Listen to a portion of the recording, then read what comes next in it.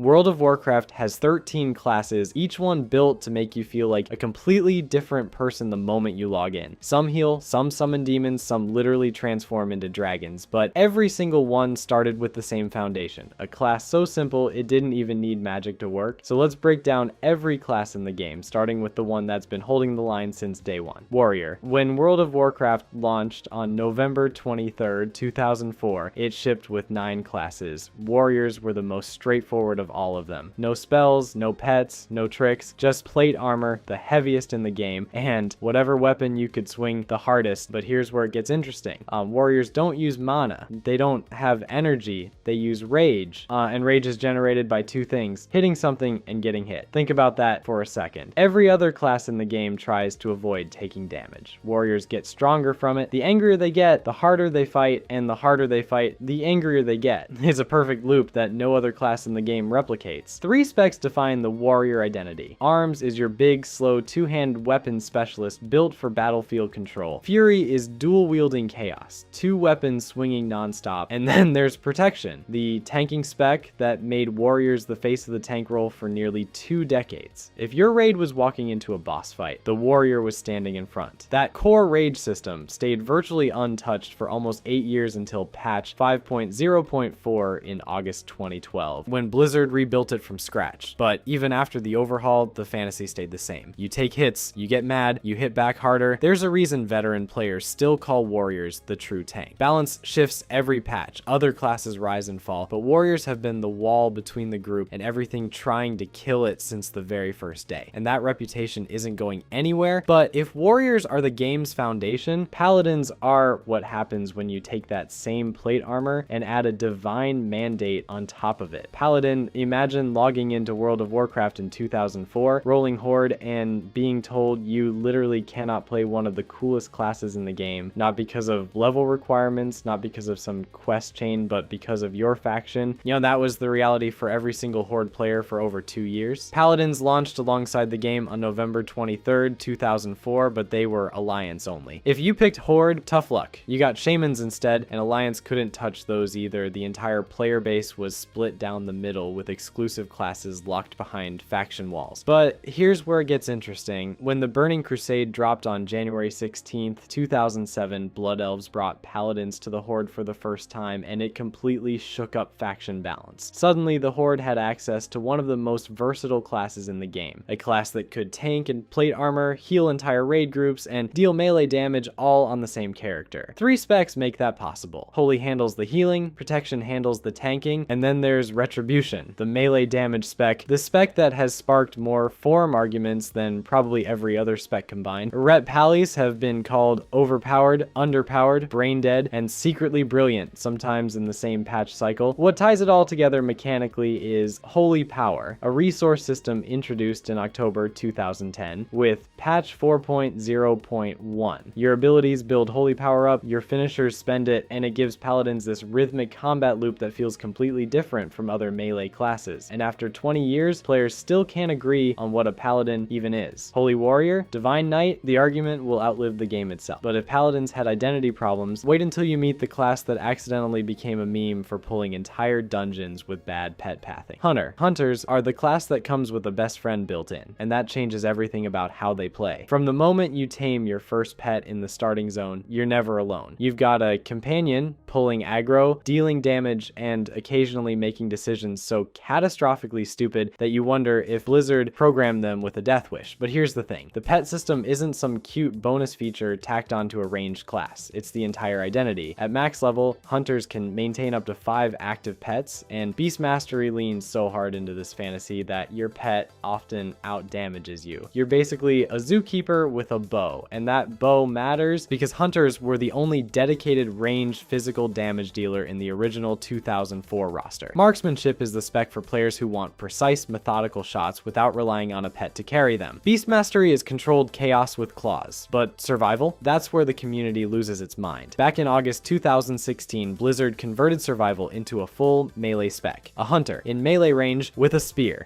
Players are still arguing about this almost a decade later, and newer players who assume hunters are ranged only get a rude awakening the first time a survival hunter charges them in a battleground. The resource system got its own overhaul too. Hunters originally used mana like a caster, which made zero thematic sense. In October 2010, Blizzard switched them to Focus, not a regenerating resource that simplified rotations and actually felt like a ranged attacker managing their shots. But the real legacy of the Hunter class? Pet pathing. For 20 years, Hunter pets have been pulling entire dungeons through walls, taking scenic detours through packs of enemies, and generally behaving like they've never seen a hallway before. Every Hunter player has a horror story. It's practically a rite of passage, but if Hunters are the class that's never alone, Rogues are the exact opposite. Rogue, if there's one class in World of Warcraft that everybody has an opinion about, it's the Rogue. Launched on November 23rd, 2004, Rogues have been the designated melee burst damage dealers since the very beginning. But their real identity has nothing to do with damage numbers, it's stealth. Rogues are the only class in the entire game with permanent baseline stealth. Not a cooldown, not a short window, permanent. A Rogue can walk around completely invisible for as long as they want, picking exactly when and where to strike. If you play a Rogue, that's the ultimate power fantasy. If you're fighting against one, it's a waking nightmare. You're just standing there, minding your own business, and then suddenly you're stun locked and dead before your character even finishes their idle animation. But here's where it gets interesting mechanically. Rogues use a resource system called combo points, and unlike every other class in the game, those points don't show up on your character, they display on the enemy target. You're literally watching your opponent's UI to track your own rotation. It's a small detail, but it fundamentally changes how you play. You're not managing yourself, you're managing them. Rogues run 3 specs. Assassination focuses on poisons and damage over time, slowly bleeding targets dry. Subtlety leans into shadow magic and precision strikes. And then there's the controversial one. Combat Rogue existed for over a decade before Blizzard renamed it Outlaw in August 2016, giving it a full pirate aesthetic complete with a randomized ability called Roll the Bones.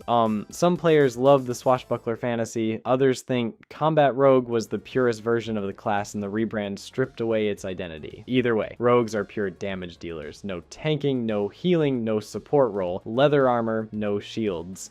You kill things or you die trying. But if Rogues represent the shadows, the next class sits on the complete opposite end of the spectrum. Like priests are the original healers of World of Warcraft, and on paper they sound simple. You wear cloth, you keep people alive, you occasionally smite things, but the priest class has caused more arguments about what healing actually means than any other class in the game's 20-year history. 3 specs. Holy is your classic healer. You cast big glowing spells, health bars go up, everyone's happy. Shadow is the opposite end of the spectrum, a full damage dealer channeling void magic and dark energy to melt faces. And then there's Discipline, which is where things get genuinely weird. Discipline priests heal by dealing damage. That's not a simplification. You attack the enemy, and through a mechanic called Atonement, that damage automatically heals your allies. The first time a new player sees a Discipline priest in their group just blasting the boss instead of casting heals, they lose their minds. But here's the thing. It actually works. It works so well that the community has never stopped arguing about whether Discipline priests are real healers or damage mitigation specialists gaming the system. Their healing doesn't show up properly on traditional meters because they're preventing damage rather than recovering it. So a Discipline priest could be carrying your entire raid and the scoreboard would barely notice, but the priest drama doesn't stop at Discipline. Shadow priests spent nearly a full year after launch being considered completely unviable. Nobody wanted them. Yeah, then patch 1.8.0 dropped in October 2005, and overnight, a single balance update turned an ignored spec into a legitimate damage dealer. One patch. That's all it took to flip the entire community's opinion. The frustrating part is that Shadow players have been chasing that high ever since. Across multiple expansions, Shadow priests consistently feel underrepresented in balance patches, always waiting for the next fix that might finally give them stable footing. You're wearing the lightest armor in the game, doing competitive damage, and still somehow feeling forgotten. But if you think faction-exclusive classes sound like ancient history, wait until you hear about the Shaman. Shaman. If Paladins were Alliance's golden children, Shamans were the Horde's answer, and for over 2 years that answer was devastating. From launch day on November 23rd, 2004, Shamans belonged exclusively to the Horde, giving one faction a monopoly on totem-dropping, chain-lightning-throwing chaos that the Alliance simply could not replicate. And just like the Paladin situation in reverse, this created a faction imbalance that Blizzard eventually had to address. But here's where it gets interesting. When the Burning Crusade launched on January 16, 2007, Draenei unlocked Shamans for the Alliance and the community lost its mind. Players who had rolled Horde specifically for Shaman access felt betrayed. Horde mains argued that faction identity was being gutted. The irony is that the exact same expansion gave Horde players access to paladins through Blood Elves, so both sides were furious for the same reason at the same time. Burning Crusade didn't just open a dark portal, it opened a floodgate of Form Rage. Now, the class itself runs 3 specs. Restoration handles healing, Elemental slings lightning and lava from range, and Enhancement gets up close with weapons imbued in raw elemental magic. That last one occupies a genuinely weird space in the game. Enhancement shamans are melee fighters, but they're still deeply tied to spell effects and elemental procs, which means they never quite feel like a rogue or a warrior. Players have debated for years whether Enhancement can actually compete with more straightforward melee classes and high-end content, and the answer changes with basically every patch. Then there's the totem system, which is the shaman's signature mechanic and also its longest running joke. Totems are stationary buffs you drop on the ground that affect nearby allies, and for years, the community roasted shaman players for awkward totem placement. In standing in the wrong spot, your totems are useless, boss moves the fight across the room, congratulations, you're buffing nobody. Blizzard finally overhauled the entire system in patch 5.0.4 in August 2012, which was long overdue. Shamans also wear mail armor, sharing that category with exactly one other class, hunters, which means every piece of mail gear that drops becomes an instant competition between 2 classes, and that rivalry has fueled loot drama since day 1. But if shamans channel the raw chaos of nature, the next class channels something far more refined and far more destructive. Mages are the squishiest class in the entire game, and they know it and they don't care. Because while every other class is busy swinging swords or hiding behind shields, mages are busy being the most important person in your friend group. Here's the thing. Mages launched alongside every other original class on November 23rd, 2004, wearing cloth armor and wielding nothing but raw magical firepower. They die if a stiff breeze hits them. They pull aggro off tanks so fast it became a running joke in every raid group for years. Their threat generation from pure damage output created genuine tension between mages and tanks, because a mage who pressed their buttons too hard would rip aggro and immediately explode. But none of that mattered because mages had something nobody else did. In teleportation, mages are the only ranged class in the game with built-in city teleportation. No mount required, no flight path, no waiting, just a cast and you're in Stormwind, but it gets better. They can also open portals for entire groups, meaning every dungeon run, every raid night, every lazy afternoon in Azeroth eventually led to the same question in guild chat. Any mages online? They were the Uber drivers of the entire world before Uber existed. Being friends with a mage meant free rides across continents. The physically weakest class in the game became one of the most socially powerful because everybody needed a favor from them eventually. But the combat side is where things get spicy. 3 specs, and the community argues about which one is correct, with near religious intensity every single patch cycle. Frost is the PvP terror, locking enemies in place with slows and freezes until they quit out of frustration. Fire is the glass cannon fantasy taken to its absolute limit. Pure single target destruction with 0 survivability. And Arcane is the mana management spec that rewards precise burst windows, which got a massive overhaul in patch 10.0 when Dragonflight launched in November 2022. Fire dominates one tier, Frost takes over the next, Arcane occasionally surges into relevance, and every single time the mage community tears itself apart debating which spec is the real mage spec. The answer changes every 6 months. The arguments never stop. But if mages are the smug, socially connected spellcasters of Azeroth, their darker counterpart takes everything mages do and dips it in demon blood. Warlock. Every class in World of Warcraft has a resource system designed to keep you alive. Warlocks looked at that concept and said, what if we just set ourselves on fire instead? Because that's essentially what Life Tab does. You sacrifice your own health to restore mana, voluntarily, on purpose, as part of your normal rotation. No other class in the game has a built-in mechanic that actively punishes you for using it, and Warlocks built their entire identity around it. That's the thing about Warlocks. They're not just a damage class. They're a damage class that rejected every survival instinct the game tries to teach you. Don't stand in fire. Warlocks generate their own,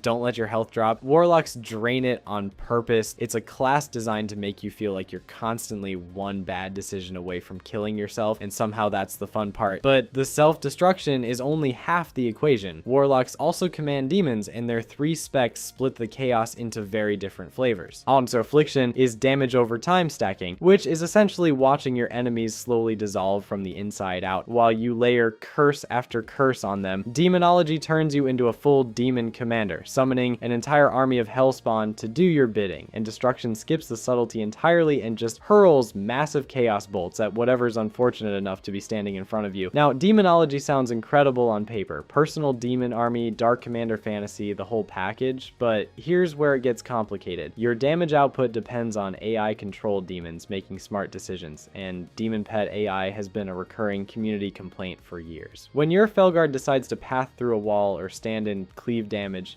that's your DPS evaporating because a computer-controlled minion had a bad day. Hunters deal with pet frustrations too, but at least hunter pets aren't the entire foundation of a spec's damage profile. Warlocks also share one interesting trick with mages: portals to major cities. But while mages snap their fingers and a portal appears instantly, warlocks need materials and setup time. They're the slower, grumpier cousin who technically offers the same service, but makes everyone wait for it. The resource system got its own overhaul too. Soul shards became a core secondary mechanic in patch 7.0 back in August 2016, replacing an older consumable system where you literally had to farm shards and carry them in your bags. The new version streamlined everything, but the fantasy stayed the same. You're harvesting fragments of souls to fuel your power. And despite all of this, despite being mechanically built around curses, demon summoning, health sacrifice, and general evil energy, warlocks have remained one of the most consistently popular classes across WoW's entire history. Turns out, players love feeling a little unhinged, but if you think warlocks are versatile for juggling 3 specs in a demon army, wait until you meet the class that can literally do everything. Druids launched alongside every other original class in 2004, but here's what made them immediately different from the rest of the roster. They could shapeshift, not a temporary buff, not a cosmetic glow. Full animal transformation that completely changed how the class played, depending on which form you were in. Aunt cat form for melee damage, bear form for tanking, aquatic form for swimming, travel form for speed, each one with its own abilities, its own resource system, its own entire identity. But that's not even the thing that makes druids truly unique. Druids are the only class in World of Warcraft with 4 specializations. Every other class gets 3. Druids get balance for ranged damage using lunar and solar energy, feral for melee DPS in cat form, guardian for tanking in bear form, and restoration for healing. That 4th spec didn't always exist as its own thing either. Guardian was actually part of feral until patch 5.0.4 in August 2012 when Blizzard finally split them into separate specializations. Before that, feral druids were expected to handle both cat and bear gameplay under one talent tree, which was exactly as messy as it sounds. But here's the thing. That 4th spec creates a situation no other class can claim. A single druid can tank, heal, deal melee damage, or deal ranged damage. Every role in the game covered by one class wearing leather armor with 0 weapon restrictions. On paper, that sounds like the most powerful class ever designed. In practice, the community has spent 20 years arguing about whether it actually is. The debate comes down to a philosophical problem that Blizzard has never fully solved. If one class can do everything, should it do everything well? Feral druids are a perfect example. The spec has historically demanded some of the highest mechanical complexity of any melee specialization in the game, managing bleeds, maintaining uptimes, tracking snapshots. Players put in significantly more effort than other melee specs for results that feel wildly inconsistent depending on the patch. Some expansions, feral is competitive, others, you're working twice as hard for numbers that a warrior achieves by pressing 3 buttons. Therefore, the druid identity has always been caught in this tension. Versatility is the selling point, but versatility is also the curse. You can do everything, but the question that follows every druid player like a shadow is whether versatile means powerful or just mediocre at 4 things instead of 3. And honestly, after 2 decades, nobody has won that argument, but if druids represent the class that can do everything, the next one represents something far more specific. A class that was never supposed to exist at all. Death Knight. Every class before this one started you at level 1 with nothing, a stick, some rags, and a dream. Death Knights threw that entire philosophy in the trash. When Wrath of the Lich King launched on November 13th, 2008, Blizzard introduced something they'd never done before, a hero class. You didn't start at level 1, you started at level 55, already wearing plate armor, already wielding dark powers, already raised from the dead by the Lich King himself. The message was clear. This class is different, this class is special. But here's where it gets complicated, because special turned out to mean completely and utterly broken. Death Knights arrived with 3 specs. Blood revolves around tanking by healing yourself through the damage you deal, which is a genuinely unique tank fantasy.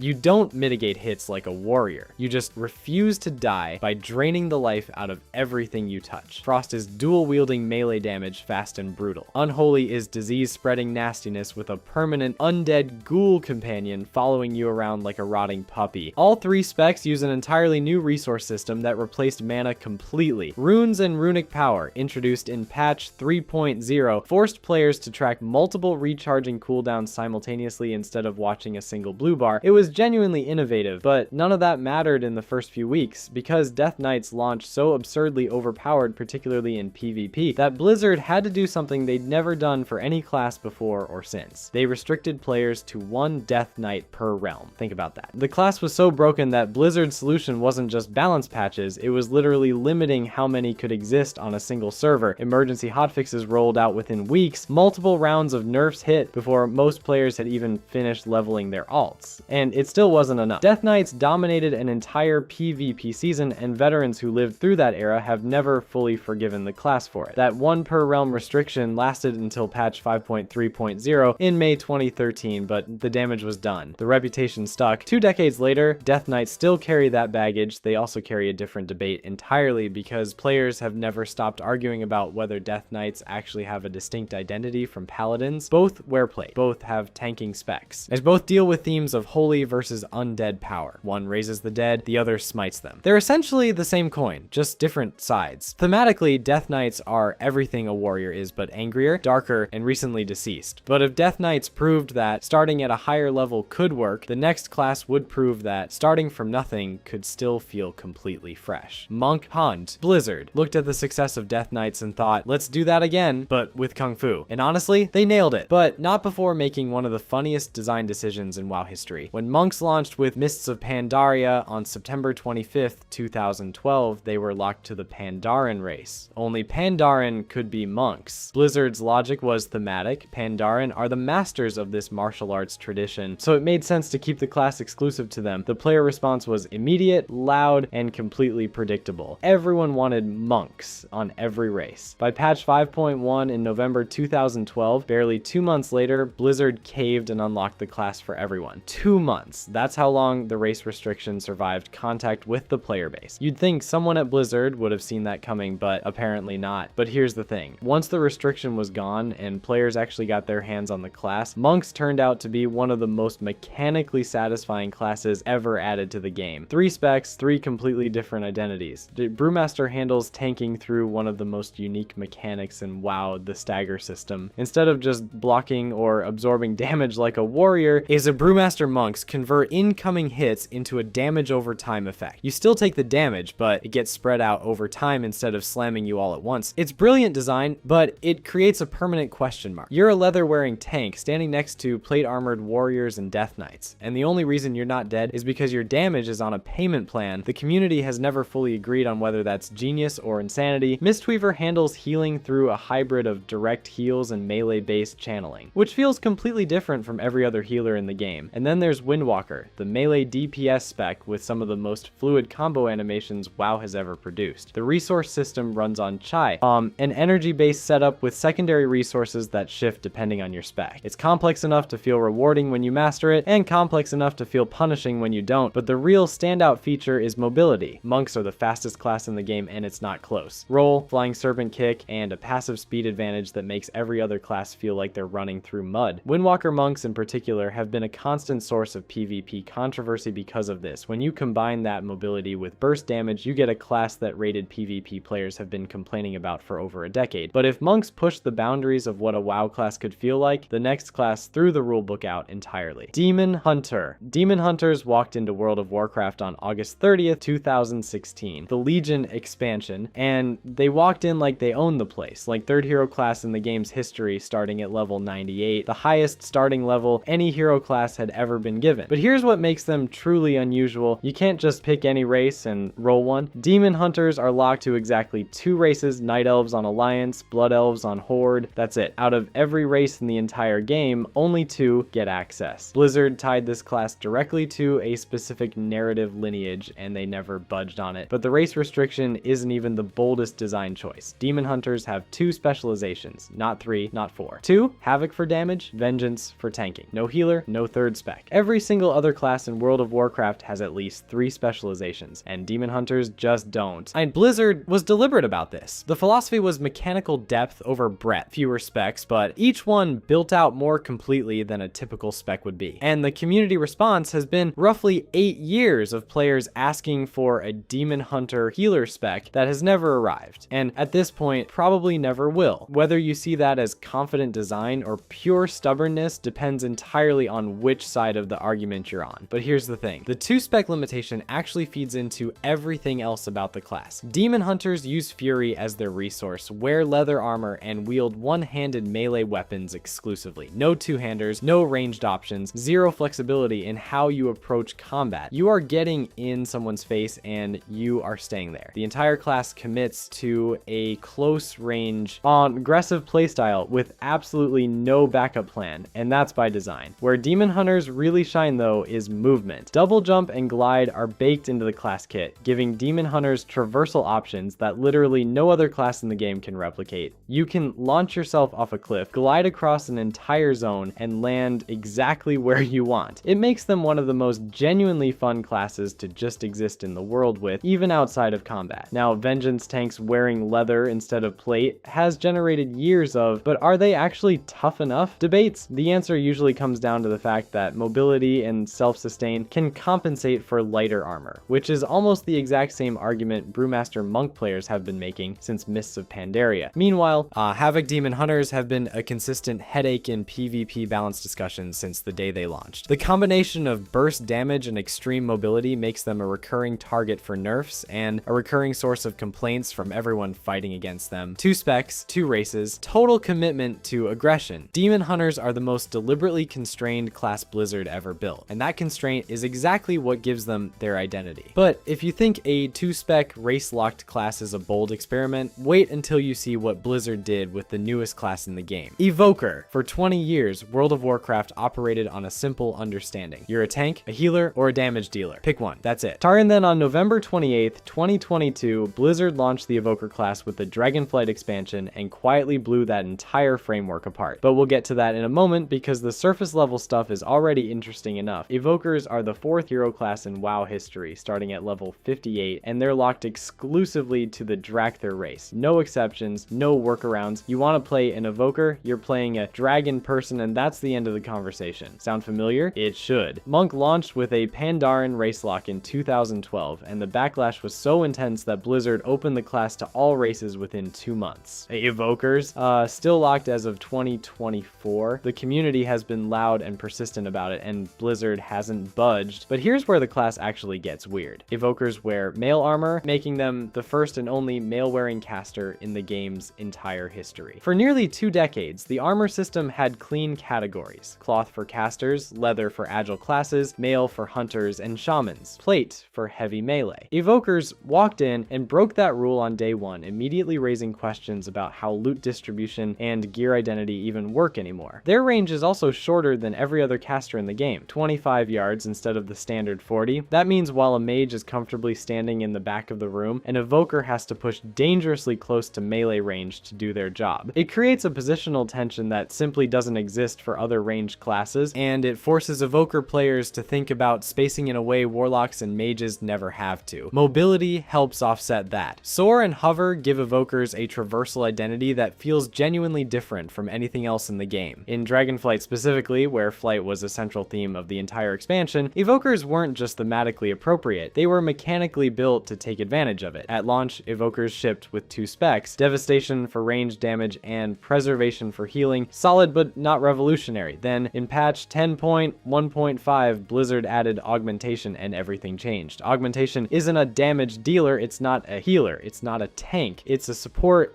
specialization built from the ground up to amplify the damage and effectiveness of your allies. You're not topping meters yourself, you're making everyone around you stronger. WoW spent 20 years operating on a 3-role system, and Augmentation quietly introduced a 4th. The community has been arguing about it ever since. Is it brilliant design that opens up entirely new group compositions, or is it an unfair advantage that warps every raid and dungeon around whether you have one? Nobody has a definitive answer yet, and that might be the point. Like every hero class before it, Evoker launched hot. Overtuned power levels required significant balance intervention throughout 2023 and 2024, following the exact same pattern Death Knight set back in 2008. 16 years later, and the hero class balancing problem still hasn't been solved. But here's the thing. With only about 3.5 years of history, Evoker's long-term identity is still being written. Death Knights had Wrath of the Lich King to define them. Demon Hunters had Legion. Evokers are still finding their place, but the introduction of augmentation alone makes them one of the most mechanically significant class additions this game has ever seen. They didn't just add a new class, they added a new way to think about what a class can even do. 20 years in, 13 classes deep, and Blizzard is still experimenting, still breaking their own rules, still giving players something to argue about, and honestly, that might be the best sign that World of Warcraft's class design isn't finished evolving. If you enjoyed this video and want to see more, click the video on the screen now.